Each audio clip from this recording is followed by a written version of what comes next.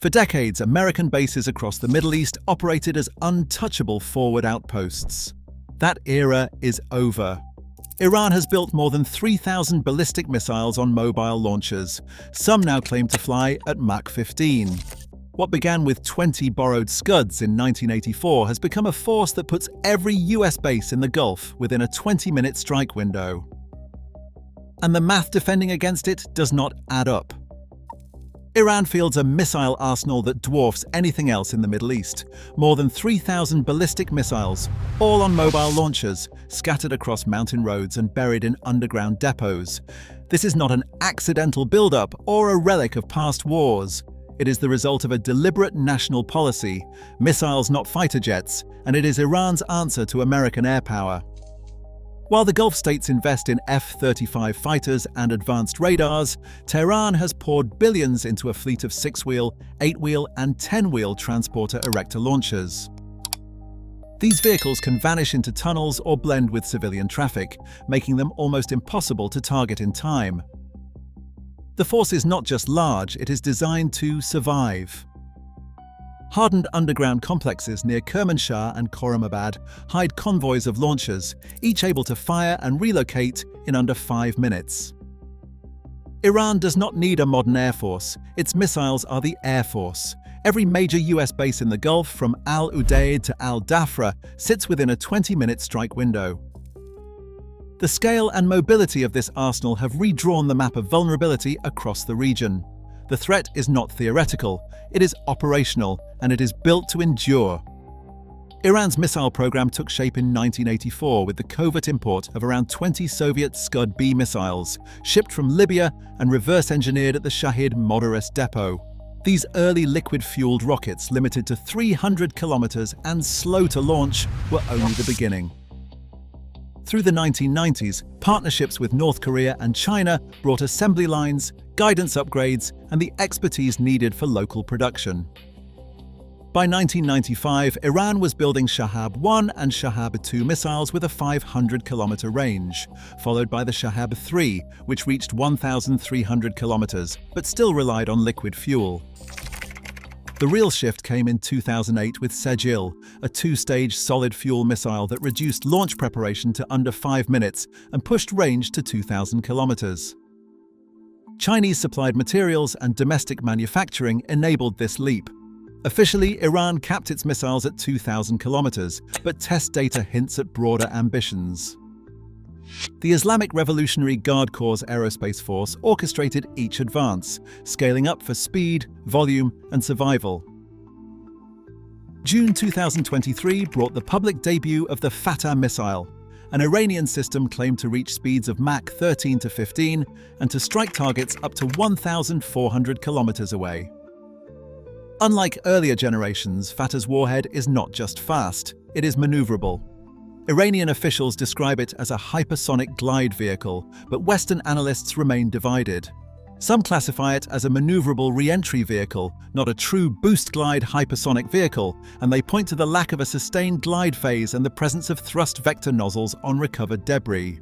What is clear, however, is that Fatah's combination of speed and terminal agility compresses the window for interception to just a handful of seconds. Traditional missile defense systems, designed to track predictable arcs, are forced to recalculate trajectories mid-flight as the warhead executes high G turns. In August 2025, Dr. Avi Levy, vice president at Israel's Rafael Advanced Defense Systems, summed up the dilemma. He said, "Our next-generation hypersonic interceptor will be capable of pulling a 30-degree turn at Mach 14, compressing the engagement envelope to a few seconds. For defenders, this means the difference between a solvable math problem and a coin toss. The arrival of maneuverable hypersonic warheads has not just raised the technical bar, it has upended the logic of regional missile defense." April 2024 opened a new chapter. Iranian missiles struck Israeli air defense sites with a mix of Shahab-3, Garda-110, and the first combat use of Fatah-1. Out of 150 missiles launched, about 15 hit their targets, a hit rate near 10%, higher than earlier years.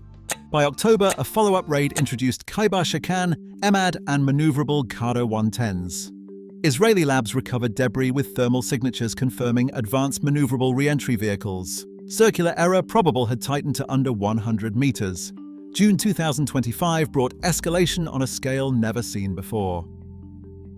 In just 12 days, Iran launched roughly 500 ballistic missiles from over 30 mobile sites, saturating Israeli and US defenses.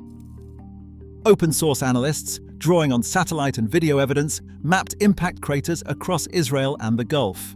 Defensive batteries intercepted most, but at least 31 missiles landed in populated areas. Intercept rates hovered between 55% and 75%, yet the volume forced a depletion of Patriot and THAAD stocks by over 40%. February 2026 saw a new kind of strike. Fatah 1 and Ghada 110s targeted 5 US-linked bases in the Gulf simultaneously. Out of 12 inbound missiles, 6 were intercepted and 4 penetrated damaging radar arrays. A follow-up wave in March included Fatah 2. 3 out of 8 missiles hit their mark, including 2 that cratered runways. Each event was logged and geolocated by a team of open-source debris analysts, whose work now forms the backbone of independent verification. The accuracy and frequency of these strikes have made it clear. Iran's missile force has moved from demonstration to decisive operational use. Every American base in the Gulf now sits inside a 20-minute danger zone. From launch corridors in Kermanshah and Khorramabad, Iranian missiles can reach Al Udeid in Qatar, Al Dhafra in the United Arab Emirates, Camp Arifjan in Kuwait, and NSA Bahrain, all within a single overlapping strike envelope. The math is simple and unforgiving. A Fatah missile traveling at Mach 13 covers the 1,400 kilometers to Al Udeid in under 20 minutes. Al Dhafra, slightly farther at 1,800 kilometers, offers defenders only a few minutes more. Camp Arifjan is 1,300 kilometers away, and NSA Bahrain is 1,400 kilometers away. Both lie well within the reach of solid-fuel Ghada 110s and EMADs, which can launch and disappear before satellites can cue a response. These are not distant targets on a theoretical map. They are key hubs for US air operations, logistics, and command, now exposed to rapid precision strikes. In practical terms, any warning of an inbound missile leaves just enough time to scramble jets, shelter personnel, and activate interceptors, if those interceptors are available. The entire Gulf region, from Kuwait to the United Arab Emirates, has become a zone where a single launch from western Iran can put thousands of troops and billions in assets at risk before most commanders have finished reading the alert. Every missile intercepted over the Gulf comes with a staggering price tag. Each Patriot PAC-3 missile costs around $15 million. A single THAAD interceptor runs $12 to $13 million. When Iran launches a mixed wave of ballistic and maneuverable warheads, defenders must fire dozens of these interceptors in minutes, often at decoys or low-value targets. The math quickly becomes unsustainable. During the June 2025 conflict, US and allied forces expended more than 40% of their Patriot and THAAD stockpiles in less than 2 weeks. Production lines for new interceptors move slowly. Replenishing a spent battery can take 12 to 18 months. A US missile defense official summed up the dilemma, saying we cannot reload as fast as they can shoot. Iran's approach exploits this imbalance. With each missile costing a fraction of an interceptor, and with mobile launchers able to fire and vanish, the attacker can keep up the pressure while defenders watch their inventories dwindle. Even when intercept rates hold at 60 or 70%, the cost per kill and the risk of running out of interceptors make the defense effort fundamentally unsustainable. This is not a battle of technology alone. It is a contest of industrial capacity and economic endurance, one where the defender is losing ground with every salvo. Iran's missile force survives because it moves faster than its enemies can track, target, or destroy. After every launch, transporter erector launchers known as TELs roll out, fire, and vanish along pre-mapped escape routes. High-speed intelligence, surveillance, and reconnaissance footage from May 2025 clocked a Sejjil TEL clearing its launch site in just under 3 minutes. Global positioning system logs from exercises by the Islamic Revolutionary Guard Corps confirm a full shoot-and-scoot cycle from launch to concealment usually takes between 3 and 8 minutes, depending on terrain and crew readiness. Even after United States and Israeli air campaigns destroyed 86% of known launchers in June 2025, Iran's missile batteries kept firing.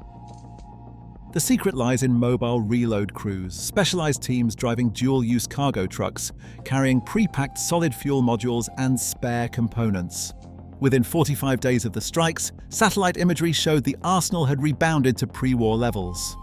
Pre-positioned propellant stockpiles, redundant command nodes, and a dense web of secondary roads allow this force to absorb punishment and keep fighting.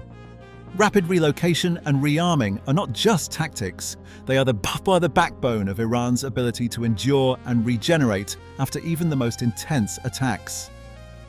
The era of sanctuary for American forces in the Gulf has ended. Every host nation now faces a new calculus. The risk of retaliation is no longer hypothetical, and the cost of hosting US assets has soared. Gulf partners must weigh the threat of a $300 million runway crater against the promise of a US security guarantee.